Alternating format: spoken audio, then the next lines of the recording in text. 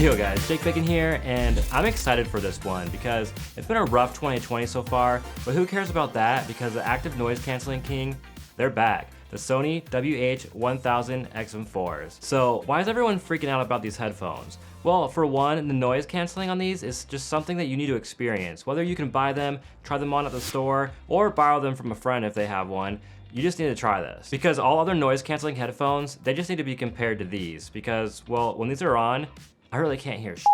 You can block out noise on an airplane, noise outside your house, noisy neighbors. Subscribe now to Jake Bacon Digital! Subscribe now to Jake Bacon Digital!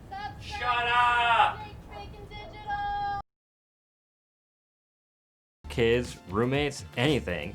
And they've got some crazy features as well, which we're gonna get into. So if you guys watched my previous videos, you'll know that I've tried a lot of earbuds, from what most would be considered to be the top players in the space to some of the much more affordable options. With my last one being the highly anticipated OnePlus Buds, which I'll link here, and the rest of the reviews in the description below the like button, as well as a link, of course, to pick these up if you're interested. And now, I love earbuds. They have their time and place, but I swear, I think I'm cursed with weird shaped ears, which also my ear canals aren't the same on both sides, and it just makes it frustrating for me to find comfortable earbuds. So for that reason, for probably the foreseeable future, I'm just gonna continue using these. Now, I still am going to review earbuds, of course, because I know a lot of people out there rather use buds than headphones, and they don't have weird ears like me. Plus, I mean, hey, who knows? Maybe I'll find the perfect pair. And if you're rooting for me, go ahead and subscribe for more content like this. Massage that like button until it starts to sizzle, and ring the bell for that sweet, sweet smell of bacon in your inbox. Alright, I told myself I'm not gonna make a joke about Sony's terrible naming scheme for their headphones, because I'm sure you've probably heard them all by now. But it really is terrible. I mean, just writing the title for this video, I had to triple check to make sure I'm putting the right name. But they definitely make up for this in comfort, features, and sound. From the outside, these basically look exactly like the same to the last year's model, with just a few slight improvements, like slightly bigger padding, and they come in both black and silver, but to me, looks more closely to a beige color. The features and upgrades on these are also seemingly small, but in my opinion, they're huge, and some of them are what kept me from buying a previous model. For one, they now support multiple devices. Granted, it's only two, but still, one is just such a pain. For instance, I'm planning on using these obviously with my phone, and then also with the new iPad Pro the Samsung Galaxy Tab S7 Plus. And yeah, I'm sure you can say that it's just first world problems, but especially at this price, which is $349 at the time of this video, I mean, just think about it. If you have these connected to your computer and then you get a phone call on your phone, these will seamlessly switch over, so if they didn't include multiple device support this time around, that would be a deal breaker. But they did, so no worries there. And I really have been using these any chance that I can get. While working out, either lifting weights or even running, while getting some real work done at my PC, or just lounging around the house listening to music, watching YouTube videos, or doing some mobile gaming. Unfortunately though, these still do have some delay while gaming, but it's just a limitation with Bluetooth technology at this point, so if you are competitively playing mobile games, then you'll need to plug these in. Luckily they come with a cable, but I bet you don't have a headphone jack. Now the build quality on these is great. They feel super solid, but they're also super light. And I just love the matte finish, soft touch material they have going on, and the super classy gold accents that you can kind of see right here. The size adjustment is an extremely smooth step system with tons of adjustment points, so you should be able to easily get these to a perfect fit. The ear cup size is just big enough to fully cover probably pretty much anyone's ears, but only just big enough and wide enough to do so they don't look bulky at all. The overall profile of them is pretty slim and minimal, so I think they look great. Now speaking of ear cups, they do turn in, so you can lay them flat on a table or put them around your neck, and also it just makes it easier to fold up and put it into your backpack, briefcase, or your purse. And they also do come with this pretty nice case, by the way, which fits the headphones and the charging cable and has a mesh pocket on the side as well. I wasn't expecting a case, but it was a nice touch. The charging port is thankfully USB-C, and you can also use a wire to plug these in as well if you need to. The right side is super clean with no buttons, and on the left side you just have the charging port, the power button, and a custom button, which I'll get into later. These are probably the only part of these headphones that I don't think feel premium. They kind of have a cheap plastic feel to me and are even a little bit sharp. I think Sony could have done a better job here, or maybe even use metal buttons or something, but this is just a minor gripe, I guess. Comfort is great with the soft touch padding that are actually 10% larger than the previous model, and there's hardly any clamping force at all, but they still feel very secure. But like, how do these perform and how do they sound? Oh, I'll tell you, but in exchange, I'm gonna need you to hit that like button and follow me on Instagram and Twitter. I really love talking with you guys there, and I've also been dabbling in the new Instagram Reels lately, so if you wanna make fun of me, come on over.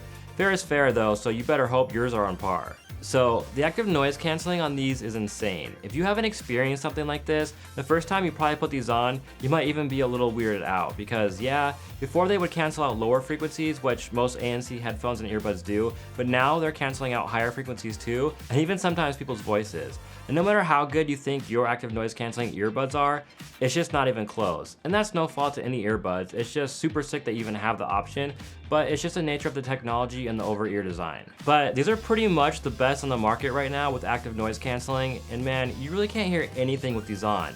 And honestly, some people might not care for that, except in very specific situations, like on a plane for instance. But the awesome thing is Sony has included a lot of different features in their app to fully customize your experience. Now, there are a lot of sick features in the companion app, so bear with me. If we go into the app, we have status, sound, and system. You can see that you can control the music right in the app, which not sure how useful that would be, but it's kind of cool. But here I want to show you the adaptive sound control. I personally usually have this off because I like to control it myself, but you can have the headphones detect your actions and locations and automatically change settings for you, like how much ambient sound you want. This does need access to your location to work its best though, so I know some of you might be weary of that. The actions it can detect are staying or sitting, walking, where you might want to have some more ambient sound to come through so you don't get hit by a car or something. Same thing for running, and then transport, which will have full noise canceling engaged. You can also change the amount of ambient sound you want on each of these modes and it'll remember your settings. You can even register your own locations manually. Now under system is where you can connect two devices simultaneously and seamlessly switch between them. Change your custom button to ambient sound control, Google Assistant, or Amazon Alexa, and if you want to have automatic power off when you remove the headphones, which I definitely recommend to save battery. And you can also turn off the touch controls, and they now have a proximity sensor so you can pause the music when you take them off. And I love the touch controls on these. You just tap once for play or pause, swipe left or right for next track or previous track, and swipe up or down for volume up or down. Perfect. You can also put your hand over the right ear cup and the headphones will instantly turn your music down and turn ambient mode up. So you can have a quick combo, and then when you remove your hand, it gradually over about a half second increases your music volume back to the volume you had. And it's honestly crazy how fast it works.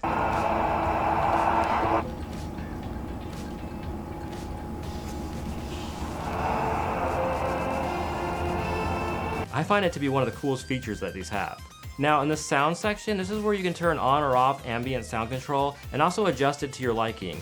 With this slider here, you can have it fully noise canceling or introduce how much ambient sound you would like, and you can have it focus more on voice frequencies if you want. Speak to chat is in theory a cool feature, but I felt like it worked too well, and what I mean by that is it will stop your music if it hears you talking, and then start the music again after about 30 seconds of you not talking.